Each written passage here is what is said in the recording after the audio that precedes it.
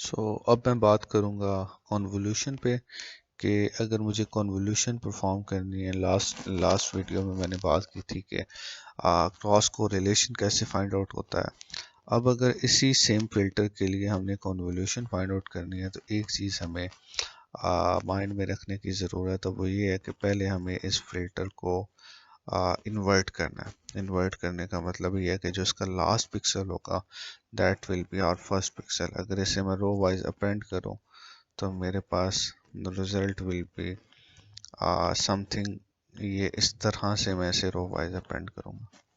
और जब मैं इसे इन्वर्ट करूँगा तो I am getting 2 in the front और बाकी सारे मेरे पास वंस आ जाएंगे। तो जो कोई भी फिल्टर हो आपके पास, first of all need to remember this thing कि आपने उसका फिल्टर इन्वर्ट करना। फिल्टर इन्वर्ट करने से जो नया फिल्टर बनेगा, आपके पास फिल्टर यही है भी, लेकिन जब कॉन्वोल्यूशन परफॉर्म करनी है तो ये फिल्टर आपका इन्वर्ट होता है।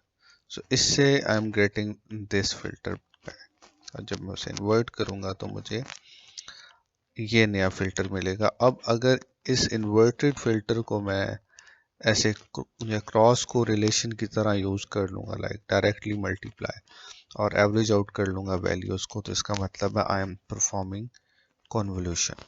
बेसिकली इसकी पूरी डेरिवेशन मैथमेटिक्स फार्मूला है कि किस तरह से ओरिजिन के अगेंस्ट जाके हमारे पास उसकी नेबरिंग किस तरह से वर्क करती है, उसका कौन सा पिक्सल, ये वाला अगर पिक्सल है और हमारे पास इमेज के अंदर ये वेसिनिटी है 3x3 की, ऑब्वियसली वहाँ पे भी 3x3 की बनती है।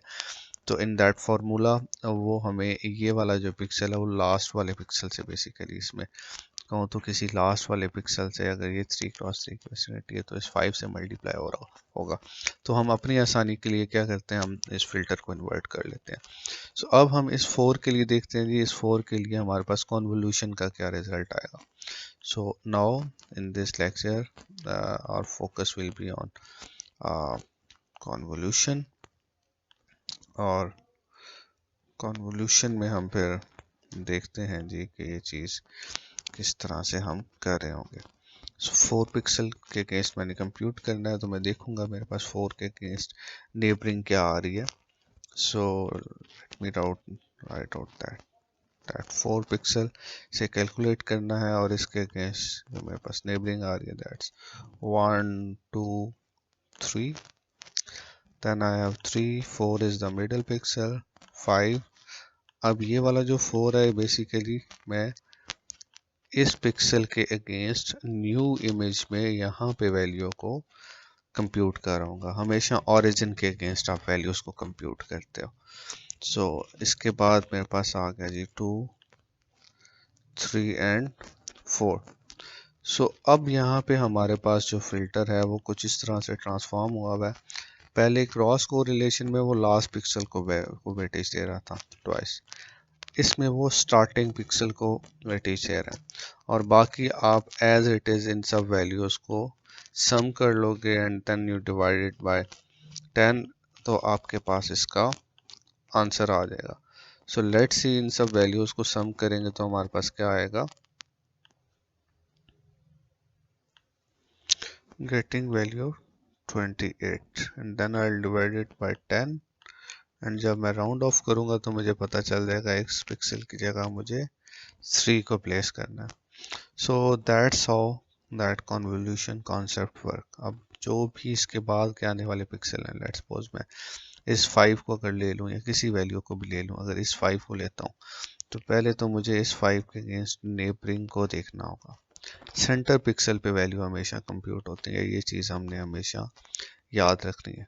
फिर जो भी आपके पास ओरिजिन आ रहा है, इसका ओरिजिन के अगेंस्ट न्यू इमेज में वैल्यू आप कंप्यूट करते हो। तो अगर मैं इस वाले 5 को कर रहा हूँ, इसका मतलब है इस 5 पे ओरिजिन को रख रहा हूँ तो ये वैल्यू कंप्यूट होगी।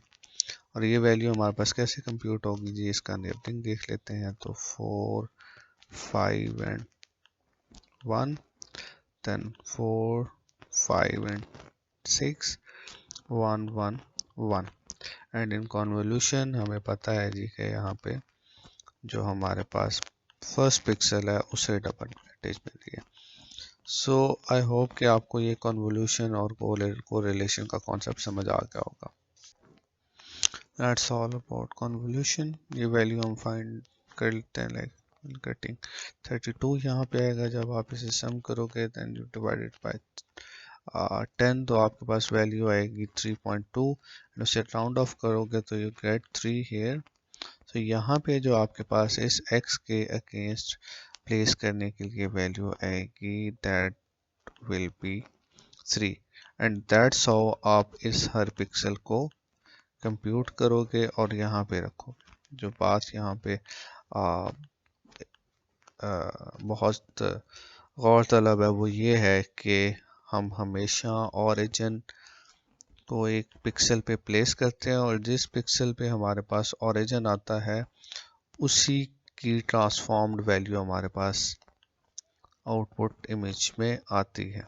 So concept is that origin के अगेंस्ट हम विसिनिटी को देख लेते हैं, जो भी उसकी नेबरिंग में आ रहा होता है, और that's why this is called neighbourhood processing. आप नेबर को देखते हो लेकिन जो वैल्यू कंप्यूट हो रही होती है वो उस ओरिजिन पिक्सल के लिए हो रही होती है। That's all about convolution and correlation.